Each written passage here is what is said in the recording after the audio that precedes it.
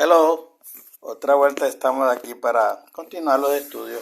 Esta vez voy a hablar sobre la profecía número 2, que se titula El poder del cuerno pequeño. Está en el capítulo 7 de Daniel.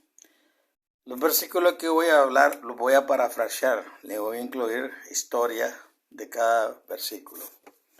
El punto inicial en el tiempo es alrededor del 605 a.C. Su punto final en el tiempo segunda venida de Jesús. La esencia de esta profecía se puede resumir en 4 fases.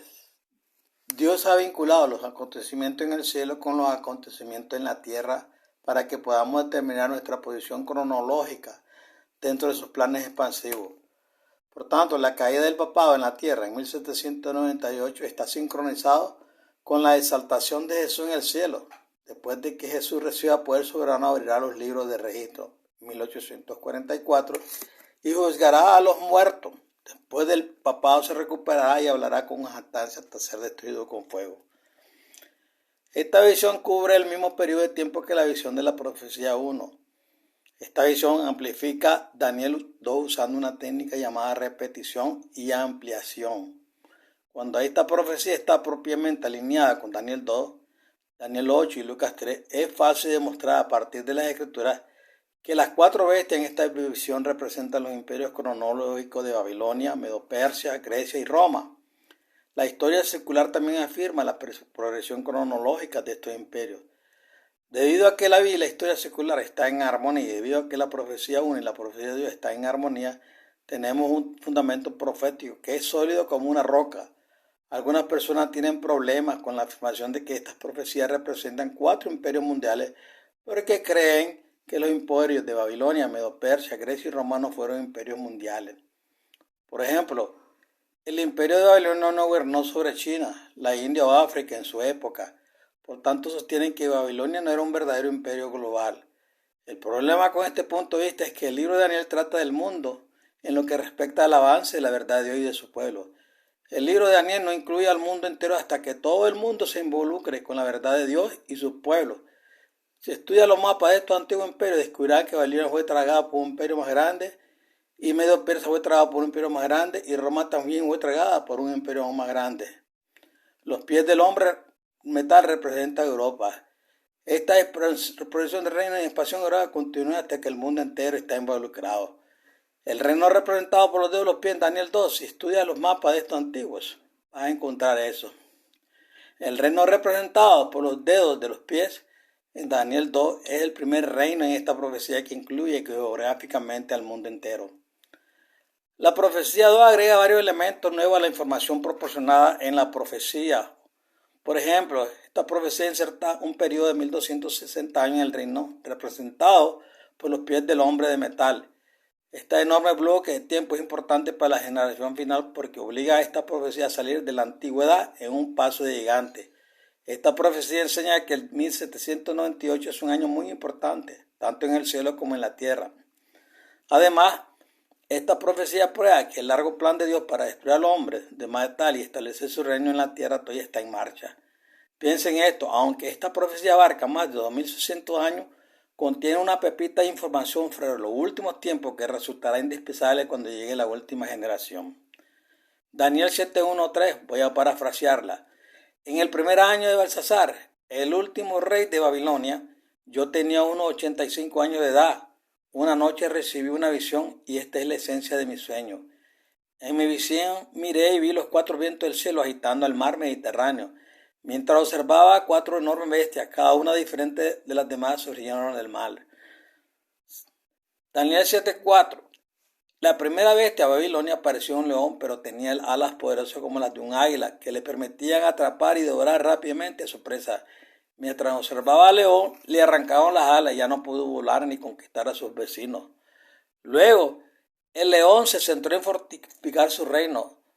No prestó atención a la advertencia sobre la arrogancia y la autosuficiencia. Con el tiempo el león se volvió pomposo y repugnante a los ojos de Dios, a pesar de que Nabucodonosor finalmente reconoció la autoridad soberana del Dios Altísimo. Daniel 7:5. Entonces vi una segunda bestia que parecía un oso. Mientras miraba noté que un hombre estaba más alto que el otro. Esta característica indica que un lado de este reino, los persas, ascendería más alto que el otro, los medos, y asumiría una mayor responsabilidad. Cuando el oso salió del mar tenía 3 costillas entre los dientes. Estas costillas representaban los cadáveres de Lidia, Egipto y Babilonia, 3 naciones que resistieron la búsqueda de dominio del oso. El Dios Altísimo le dijo al oso: levántate, come hasta saciarte de carne y gobierna el mundo. Y así lo hizo. Durante un tiempo no se pudo detener al oso. Daniel 7:6. Después de esto vi una bestia que parecía algo así como un leopardo, pero tenía 4 grandes alas como las de un pájaro. Como tenía 4 alas, podía viajar más lejos y más rápido que el león. Se le dio poder sobre el oso y éste sometió a sus enemigos muy rápidamente. Esta bestia, Grecia, también tenía 4 cabezas. Más tarde supe que este imperio se dividiría en 4 sectores y cada sector tendría su propio rey. Versículo 7. Después de ver el león, el oso y el leopardo, apareció delante de mí una 4ª bestia. Esta bestia era inusual, aterradora y muy poderosa. Esta bestia no se parecía a ningún animal que hubiera visto antes. Tenía grandes dientes de hierro que aplastaban y devoraban a sus víctimas. Destruyó por completo a sus enemigos mientras los sometía, de modo que no quedó nada. Este monstruo era despiadado en su conquista y tenía 10 cuernos que sobresalían de su cabeza. Daniel 7:8. Mientras pensaba en los 10 cuernos, un pequeño cuerno comenzó a crecer de la cabeza del monstruo. El cuerno pequeño creció entre los 10 cuernos y a medida que el cuerno pequeño creció en tamaño, arrancó 3 de los 10 cuernos originales. El cuerno pequeño siguió creciendo en fuerza, recibió poder y autoridad para gobernar sobre los 7 cuernos restantes. El cuerno pequeño, en realidad, el 8º cuerno, tenía ojos y boca como las de un hombre. Los ojos indicaban que podía ver, comprender cosas que los otros cuernos no podían entender y su boca hablaba con jactancia. El 8º cuerno estaba lleno de arrogancia y exaltación propia. Afirmó hablar por Dios y los otros cuernos aceptaron su autoridad. Versículo 9. Entonces miré hacia arriba, vi una enorme sala de audiencias en el cielo. En medio de la sala del tribunal había un gran trono blanco y 24 tronos menores. Estaban dispuestos en círculos a su alrededor. Mientras observaba, había un ser envuelto en una luz brillante entrar a la sala del tribunal y el anciano de los días, Dios Padre, tomó asiento. Su ropa era tan brillante que no pudo distinguir los detalles. Su presencia era tan blanca como la nieve y el cabello de su cabeza era gloriosamente brillante como la lana esponjosa. Su trono brillaba con luces, parecía como si estuviera en llamas. Ángeles gloriosos rodeaban los tronos en anillos concéntricos que parecían anillos de fuego. Versículo 10. Una enorme procesión de ángeles radiantes entró en la sala del tribunal. La procesión parecía oro fundido, un río de fuego que fluye. Miles y miles de seres celestiales asistieron al Padre y 10,000 veces 10,000 ángeles se presentaron reverentemente ante él. Después de que esta enorme asamblea dejó de moverse, se sentó el tribunal y comenzaron los procedimientos. Inmediatamente el anciano de día emitió una orden de restricción en nombre de su santo. En ese momento Dios rompió el poder del 8º cuerno para que ya no pudiera perseguir más a los santos de Dios. Entonces Jesús vino ante el Padre y después de que ocurrió una investigación especial, Jesús fue declarado digno de recibir el libro de la vida que fue sellado con 7 sellos. Poco tiempo después de esto, cuando se rompió el 3er sello, se abrieron los libros de registro y Jesús comenzó a examinar la vida registrada de cada persona que había muerto. Al final de su revisión minuciosa, Jesús tomó una decisión sobre cada persona. Jesús determinó quiénes recibirían la vida eterna y quiénes no. Versículos 11 y 12. Entonces mi mirada fue dirigida a la tierra. Vi el 8º cuerno hablando por segunda vez palabras jactanciosas contra el Dios Altísimo. Siguió observando este cuerno y su anfitrión, la bestia monstruosa, hasta que fueron destruidos, fueron arrojados a un lago de fuego en la segunda venida. También debo mencionar que cuando el gobierno representado por el león, el oso y el leopardo fueron despojados de su autoridad, las personas que componían estos imperios no fueron destruidas. Sus descendientes después de ellos continuaron viviendo hasta la segunda venida. Daniel 7:13-14. Después de que terminó esta secuencia de eventos, vi otra escena relacionada con los procedimientos que tuvieron en la sala del tribunal del cielo. Vi a un hombre glorioso que no parecía un ángel, en cambio se parecía a mí, un hijo del hombre. Muchos ángeles lo acompañaron, se acercó al anciano de los días y fue conducido a su presencia. Después de una investigación exhaustiva, fue declarado digno de recibir la autoridad, la gloria y el poder soberano divino. Llegará un tiempo en que su soberanía llene la tierra y todos los pueblos, naciones y hombres de todas las lenguas le adorarán. Su dominio será un dominio entero que no pasará y su reino es uno que nunca será destruido. Versículo 15. Después de ver esta gloriosa escena, me sentí profundamente preocupado. Me preguntaba cómo se relacionaba esta visión con mi pueblo que languidecía como esclavos en Babilonia. Quería saber cómo se relacionaban las escenas que había visto con la promesa de que Dios devolvería a mi pueblo a Jerusalén después de 70 años. Versículo 16. Entonces me acerqué a un ángel que estaba parado en la sala del tribunal celestial y le pedí que me explicara el verdadero significado de esta visión. Me dio esta explicación. Versículo 17. Las 4 grandes bestias que viste son 4 imperios que aparecerán en la tierra. Empezando por el león, estos imperios surgirán de un mar de humanidad. En otras palabras, cada imperio surgirá de naciones, lenguas y pueblos existentes. Cada imperio gobernará una porción cada vez mayor de la tierra que la anterior. Los 4 vientos mencionados en el versículo 2 representan los 4 juicios de Dios. Cuando cada imperio se vuelva irremediablemente decadente, Dios usará sus 4 juicios para eliminar el reino actual y establecer otro. Versículo 18. En el tiempo señalado, el Dios Altísimo purificará la tierra y entregará el mundo entero a sus santos, y ellos lo poseerán para siempre, sí, por los siglos de los siglos. Versículos 19 y 20. Estaba lleno de preguntas, especialmente quería saber el significado de la bestia monstruosa, la 4ª bestia, que era diferente de todas las demás. Tenía dientes de hierro irrompibles y garras de hombres de bronce indestructibles. La bestia que aplastaba y devoraba a sus víctimas y protegía todo lo que quedaba bajo sus pies. También quería saber de los 10 cuernos que había en la cabeza de esta bestia y del cuerno pequeño que arrancó 3 de los 10 cuernos. Quería saber la verdad sobre el 8º cuerno porque tenía ojos de hombre y una boca que hablaba con jactancias, insultando la autoridad de Dios. Versículo 21 al 22. Durante mi visión vi el 8º cuerno haciendo guerra contra los santos durante un largo periodo de tiempo y siguió derrotándolos, hasta que el anciano de los días tomó su asiento y emitió una orden de restricción. Después de que emitió la orden de restricción, el 8º cuerno perdió su capacidad de herir a los santos de Dios. Con el tiempo quedó claro que la orden de alejamiento era temporal. La 8ª bestia su poder recuperaría su poder y reanudó persecución de los santos de Dios. A medida que recupera el poder, seguirá hablando con jactancia, insultando nuevamente la autoridad soberana de Dios. Aprendí que el 8º cuerno no cesará en su oposición contra Dios, su verdad y su santo hasta que el fuego lo destruya en la segunda venida. No habrá descanso para los santos de Dios hasta que la religión falsa sea destruida y Jesús establezca su reino. Entonces y solo entonces los mansos tendrían paz en la tierra. El versículo 23 dice, el ángel me dijo que la bestia monstruosa será el 4º imperio en aparecer en la tierra. Este reino se llamará Roma. El gobierno de Roma será diferente al de los reinos anteriores de Babilonia, Medo-Persia y Grecia. Roma contratará soldados mercenarios y aunque no tendrá un monarca, su gobernante ejercerá poder sobre la vida y la muerte. Roma será famosa por el uso de armas de hierro y este reino controlará un territorio más grande que cualquier imperio anterior. Dios le dará a Roma el poder de devorar a sus enemigos, aplastando a cualquier tribu o nación que desafíe su autoridad. Cuando el imperio romano llene su copa de pecado, Dios quitará el poder de Roma, así como los imperios anteriores fueron removidos del poder. Versículo 24.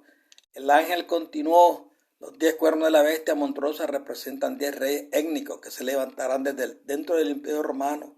Estos reyes odiarán al gobernante en Roma. Con el tiempo, estos reyes dividirán el imperio romano pieza por pieza y pondrán fin a la autoridad de Roma en el año 476 después de Cristo. Estas naciones tribales se llamarán godos, ostrogodos, vándalos, borgoñones, francos, lombardos, alamanes, suevos, anglosajones, sajones y gerulos.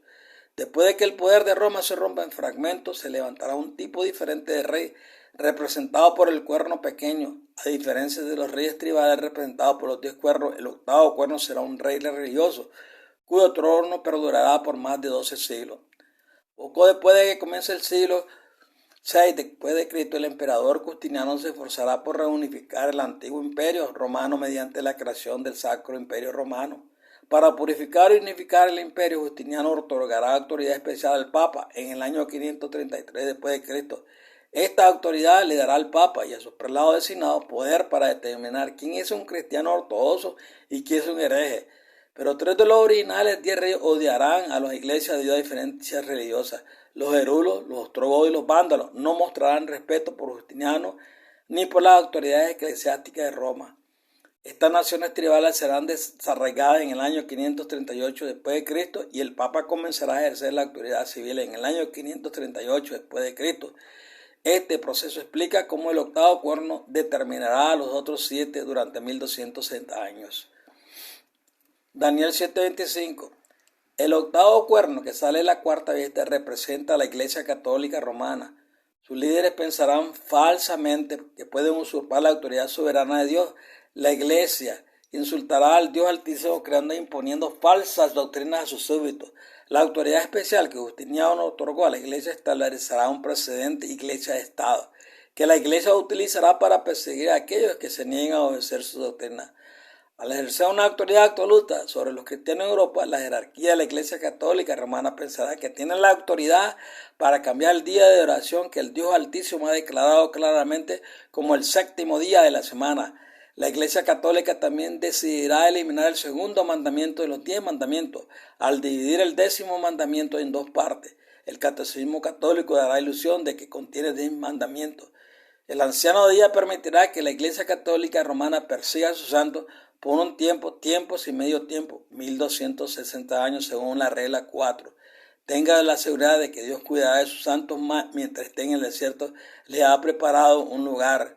Quizás se pregunte, ¿por qué Dios permite que el octavo cuerno tenga poder sobre los santos durante 1260 años? Por extraño que parezca, la persecución mantiene a los fieles llenos de fe. La persecución separa a los cristianos nominales, los cristianos reflexivos y devotos. La persecución hace que la palabra de Dios cobre vida y para los honestos de corazón, la verdad se vuelve más importante que las tradiciones de los hombres. La persecución purifica el corazón y el alma y el Consolador trae gran paz a los fieles. Daniel 7:26. Los 1260 años terminarán cuando se reúna el tribunal y se termine temporalmente el poder de la Iglesia Católica Romana.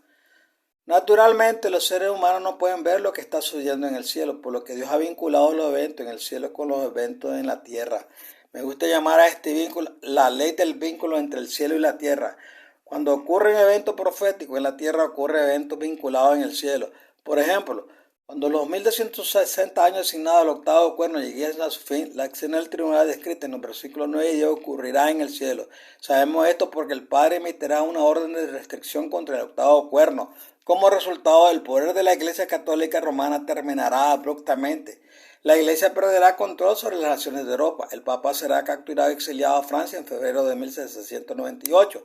Este acontecimiento en la tierra está vinculado a la orden de alejamiento que el Padre emitió en el cielo. El cuerno pequeño se recuperará más tarde de la herida mortal que recibió en 1798. En junio de 1929 se ratificará un tratado, en realidad los pactos de Letrán de 1929, y la ciudad del Vaticano volverá al papado. Con el tiempo la Iglesia Católica Romana recuperará el respeto y el reconocimiento mundial. Para el siglo XXI la Iglesia tendrá vínculos diplomáticos con más de 678 naciones. Esta prominencia internacional jugará un papel importante durante la gran tribulación. Durante los juicios devastadores descritos como las primeras 4 trompetas de Apocalipsis 8, las religiones del mundo se unirán en esfuerzos para apaciguar a Dios para que cese su ira.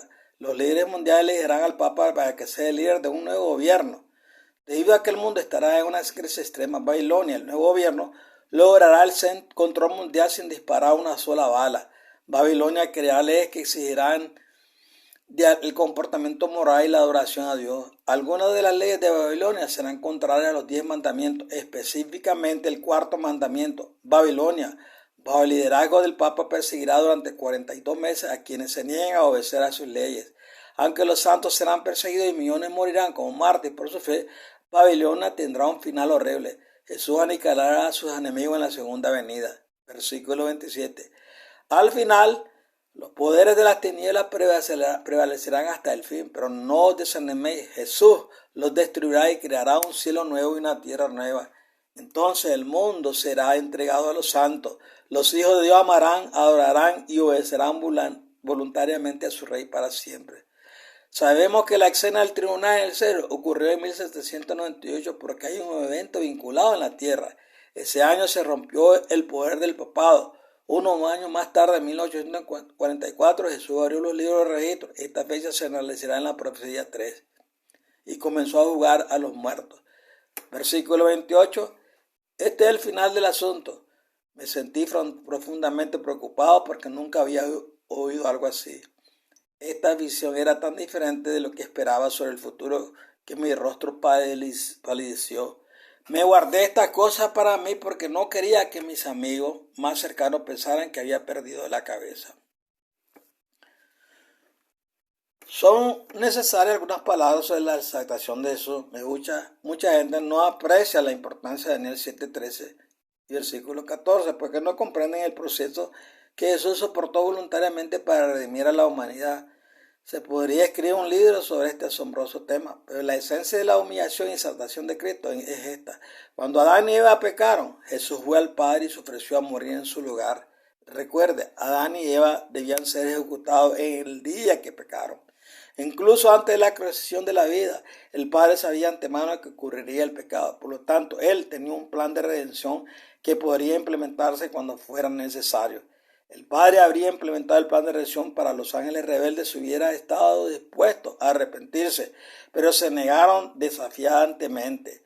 Lucifer y los ángeles que los siguieron cometieron el pecado imperdonable, haciendo imposible la redención.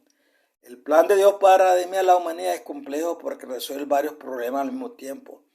Se necesita algo de esfuerzo para resolver estos problemas y comprender sus propósitos. Por ejemplo, Dios no quiere que el pecado vuelva a ocurrir, por eso Dios está resolviendo el problema actual del pecado de tal manera que nadie querrá volver a pecar. Dios ha permitido que el pecado madure porque quiere que todos vean cómo la maldición maligna impone una decadencia y degeneración creciente en cada generación sucesiva. Dios quiere que el universo vea lo que llegarán a hacer y lo que harán los pecadores cuando al pecado se le da suficiente tiempo. Dios también quiere que el universo entienda que Él es un Dios de amor y sus leyes y acciones siempre brotan del amor a sus hijos. Dios quiere que el universo entienda que Él no usará su conocimiento previo para manipular ningún resultado que sea favorable para Él, el poder de elección. Cuando Jesús fue al Padre y se ofreció a pagar el precio por su pecado, el Padre reveló el enorme precio que requería la redención. Estoy seguro de que Jesús escuchó atentamente y después de escuchar los términos requeridos para la redención del hombre, se sometió a 3 condiciones. Lo que el Padre quisiera que Jesús fuera, lo sería. Jesús aceptó hacerse hombre. Cualquier cosa que el Padre quisiera que Jesús hiciera, Él lo haría. Jesús viviría como un inferior entre los pecadores pobres y sin padre humano. Resistiría a cada tentación, sufriría una muerte horrible y dejaría de existir. Finalmente, todo lo que el Padre quisiera que Jesús dijera, lo diría. Sin importar las consecuencias, Jesús accedió a hablar las palabras del Padre, pase lo que pase. Cuando Jesús aceptó estos términos y condiciones, el Padre hizo un pacto con Jesús.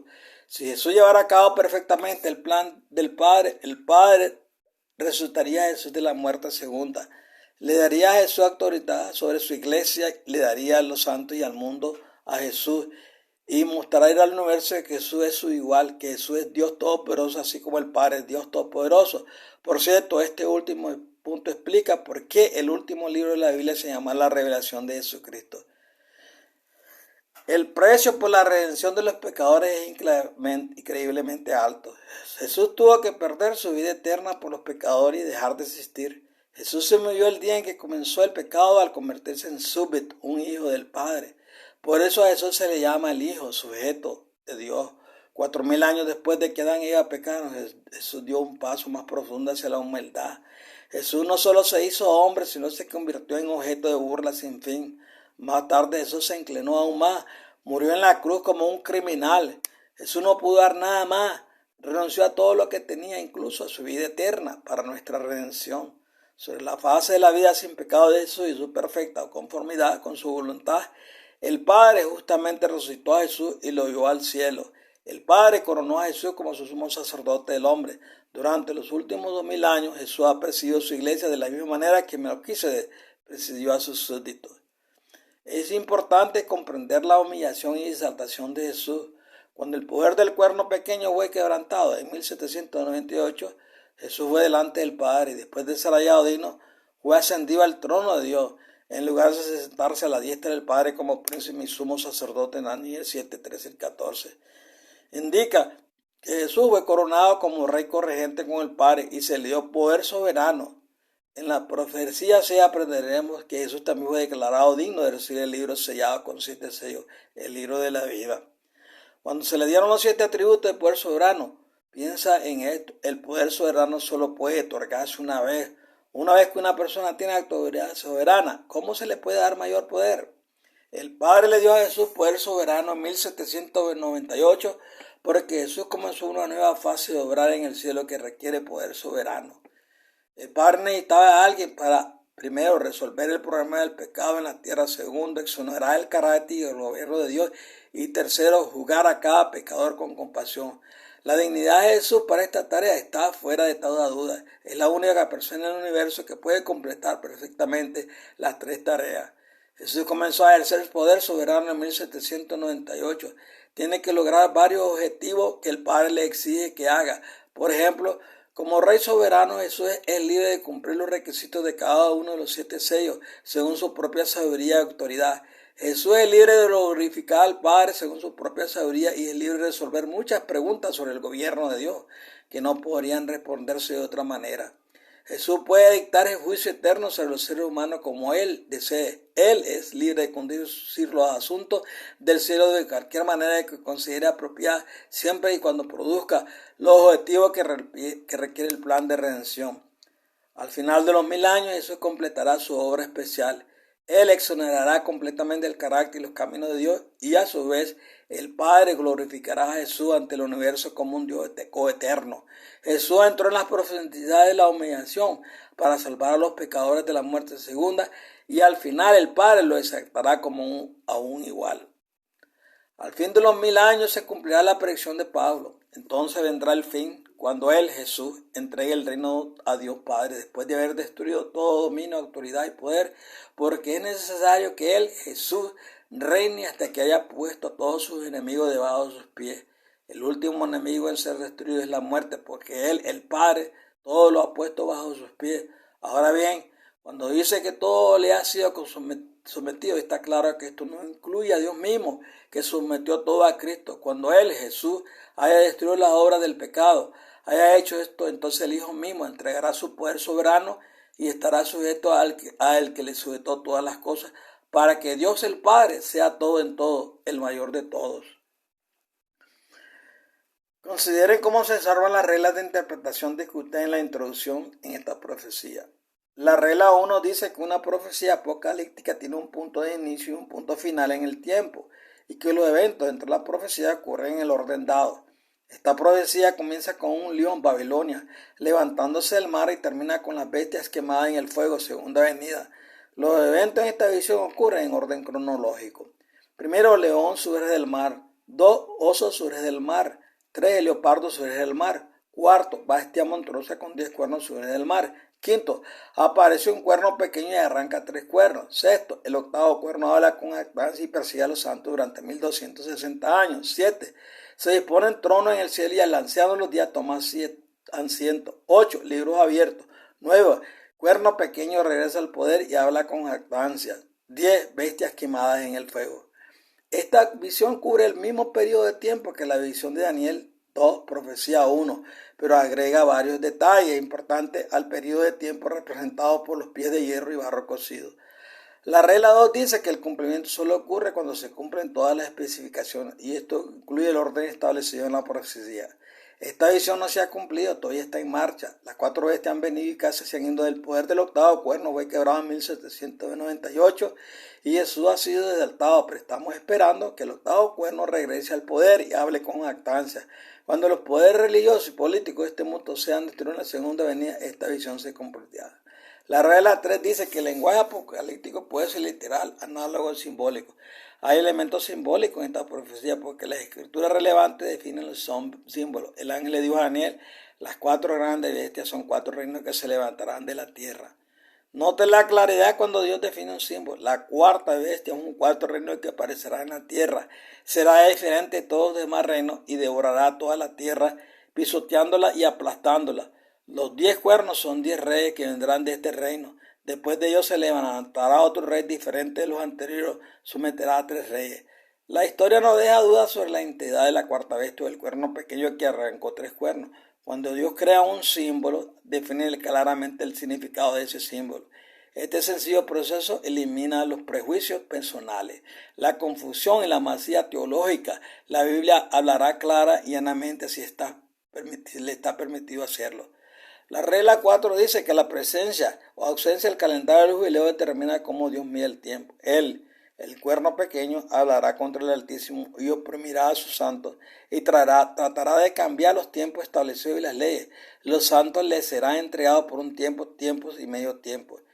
En el apéndice se ofrece una breve presentación sobre el calendario del jubileo de Dios. Por ahora considere esto. Los antiguos creían que el planeta Tierra estaba quieto y el Sol orbitaba alrededor de la Tierra. Un ciclo completo del Señor, un año solar, se llamaba año de tiempo. La palabra usada en Daniel 7:25 para un tiempo es Hedam y significa un periodo de tiempo definido como un año solar. Para efectos de cálculo, los judíos dividían un año en 360 grados de arco. Esta técnica probablemente se derivó de la observancia del número de anchos del Sol en un año solar. Cada día cuando sale el Sol parece moverse a través de las 12 constelaciones aproximadamente un ancho de Sol. Por lo tanto, un año solar consta de 4 estaciones y cada estación se cuenta como 90 grados anchos de Sol.